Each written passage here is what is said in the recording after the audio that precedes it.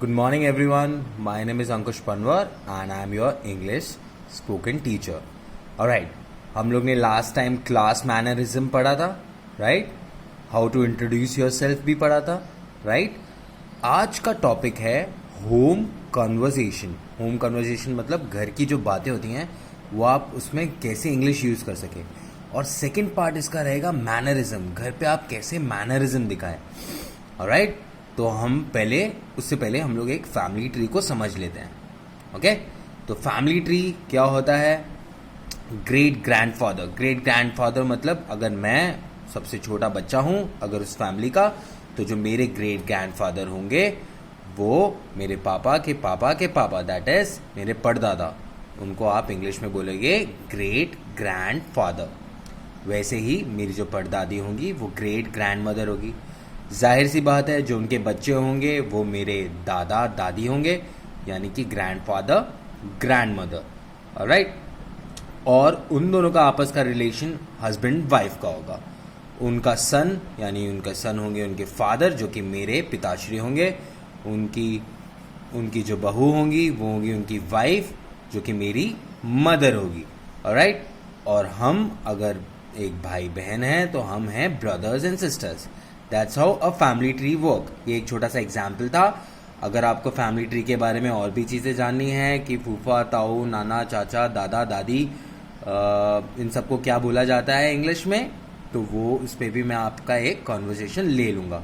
Alright, मैंने आपको ये चीज़ें इसलिए समझाई हैं ताकि अगर आप किसी से भी बात करें या घर पे आप अपनी कन्वर्सेशन शुरू करें, क्योंकि अभी लॉकडाउन का टाइम आ गया, आप लोगों को ज़्यादातर घर पे ही रहना है, तो अगर आप ये सारी चीज़ें अप्लाई करें और इंग्लिश में बात करने की कोशिश करें तो आप इन सबको ग्रेट ग्रैंडफादर, मतलब अगर आप परदादा से बात कर रहे हैं तो आप उनको ग्रेट ग्रैंडफादर बोलेंगे, ठीक है, ग्रेट ग्रैंडमदर बोलेंगे.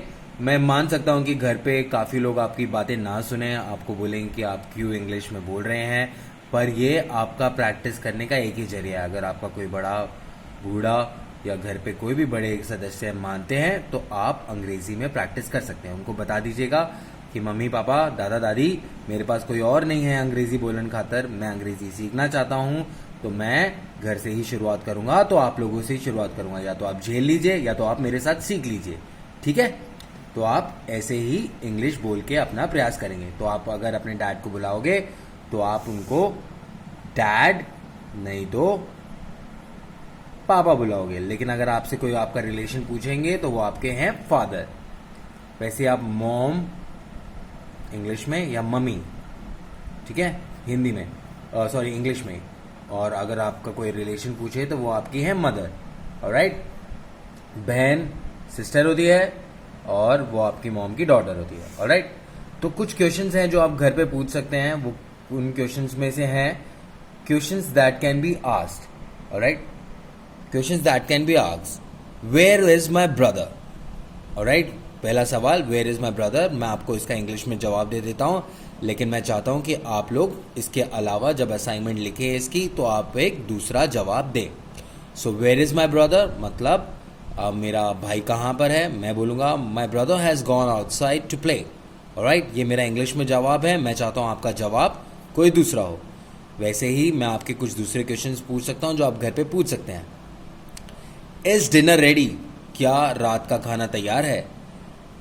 ऑलराइट, इसका जवाब होगा yes there is lady finger in the vegetables with rotis that is been prepared. Alright, ये एक इंग्लिश में जवाब मैंने दे दिया. वैसे ही अगर मैं आगे बढ़ूं, what is there to eat in the kitchen या फ्रिज. अगर आप कुछ भी घर पे खाना चाहते हैं तो आप हमेशा ज़्यादातर क्या पूछते हैं, मॉम किचन में क्या है या फ्रिज में क्या रख रखा है. वैसे अगर आप वो चीज़ें इंग्लिश में बोलना चाहते हैं तो आपको ये सारी चीज़ें यूज़ करनी है. What is there to eat in the kitchen मतलब क्या है किचन में खाने के लिए या क्या है फ्रिज में खाने के लिए. इसका जवाब आप लोग देंगे. There is jalebis kept in the pot utensils to eat in the kitchen. alright, अगर जिनको इसका मतलब भी समझ में नहीं आता वो बार बार ये वीडियोस रिपीट करके देखिए और उसका हिंदी में मतलब बनाने की भी कोशिश कीजिए. वैसे आप अंग्रेजी सीखेंगे. Is everyone ready for the function. जब भी हम लोग बाहर जाते हैं और हम लोग तैयार हो जाते हैं तो हम लोग ये सवाल पूछते हैं ना, क्या सभी लोग तैयार हैं. इसके अलावा आप अब से ये कोशिश करेंगे पूछने के लिए is everyone ready for the functions? Alright, इसका जवाब है yes, everyone is ready. My brother is wearing a nice formal dress for the function. Alright, ये मेरा जवाब है. मैं देखना चाहता हूं आपका असाइनमेंट में जवाब क्या होगा. Where is my formal dress? इसका मतलब फॉर्मल ड्रेस और इनफॉर्मल ड्रेस. फॉर्मल ड्रेस वो होती है जो आप ऑफिस पहन के जाते हैं, जो आप स्कूल में पहन के जाते हैं, वो सारी चीज़ें एक वेल ड्रेस्ड होती हैं. इनफॉर्मल आप चड्डे कच्चे में भी घूमते हैं, या फिर आप टी शर्ट्स, पजामा, चप्पल नीचे आप कैसे भी घूम सकते हैं, उनको इनफॉर्मल ड्रेसेस बोलेंगे. तो जाहिर सी बात है, अगर किसी ने फॉर्मल ड्रेस पूछा है तो वो किसी फंक्शन के लिए जा रहा होगा या कोई ऑफिस पे जा रहा होगा. तो where is my formal dress? Your formal dress is kept in the cupboard. Alright, ये मेरा जवाब है. मैं चाहता हूं आप लोग अपना जवाब भी दें. What is the sound in the neighbourhood? Okay, इसका हिंदी में अर्थ ये है कि ये जो ध्वनि आ रही है, ये पड़ोस से कौन सी ध्वनि आ रही है? What is the sound in the neighbourhood? जाहिर सी बात है, पड़ोस कोई लाउड म्यूजिक कर रहे होंगे, या झगड़ा कर रहे होंगे, या बहुत सारा चक्की चला रहे होंगे, या कुछ और अलग किस्म की आवाज होगी, इसलिए ये सवाल पूछा गया है. What is the sound in the neighborhood? Oh, that sound is the new speaker that the neighborhood bought. Alright, ये मेरा जवाब है. मैं चाहता हूं आप लोग अपना जवाब दें. 7th question, mom dad do you know where is my T shirt? यानी हम लोग अपना कभी भी कपड़ा ढूंढते हैं तो अब हम अपनी मॉम से ज़्यादातर पूछते हैं.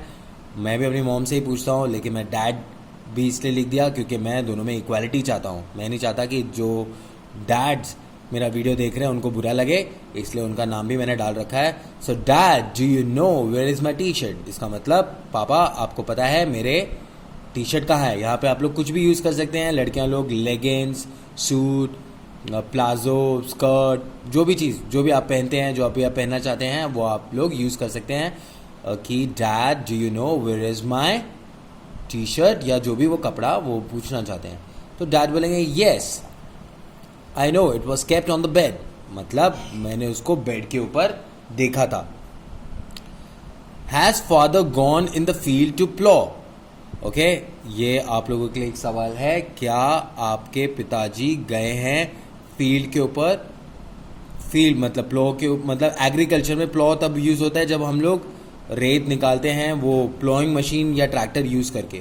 सो has father gone in the field to plough? इसमें आप आंसर दे सकते हैं यस ही हैज. ये मेरा आंसर है. मैं देखना चाहता हूं आप कितने इनोवेटिव हैं और अपना आंसर क्या बनाते हैं. Did you wash your hand before eating? इसका मतलब क्या आपने खाना खाने से पहले अपना हाथ धोया? Yes I did. इसका दूसरा आंसर अगर आप लेना चाहें तो ये भी कर सकते हैं, नो आई फॉरगॉट या I did not. Why is everyone so energetic? What's the good news? आप अगर अपने कमरे में आते हैं और आप बहुत सारी चहल पहल देखते हैं तो आप देख के ये पूछते हैं कि सब लोग इतनी चहल पहल में क्यों हैं, क्या खुशखबरी है. तो वो उसका सवाल यह है, Why is everyone so energetic? What's the good news? The good news is you have a brother or a sister now, or your uncle is getting married. Alright? तो ये सारी गुड न्यूज़ हैं जो मैंने बता दिए. तो मैं चाहता हूं आप इन 10 सवालों का, ऑलराइट, ये सवाल और ये सवाल, आप इन 10 सवालों के असाइनमेंट करेंगे. और मैं चाहता हूं आप ये असाइनमेंट मुझे आज नहीं तो कल नहीं तो परसों, एटलीस्ट 3 दिन का मैं टाइम देता हूं. थोड़ा जानिए, थोड़ा पूछिए और फिर मुझे भेजिए. ऑलराइट. सो इस कोरोना काल में always wash your hand, wear your mask, cover your mouth before you sneeze or cough, and stay and keep a social distancing to everyone. Goodbye guys.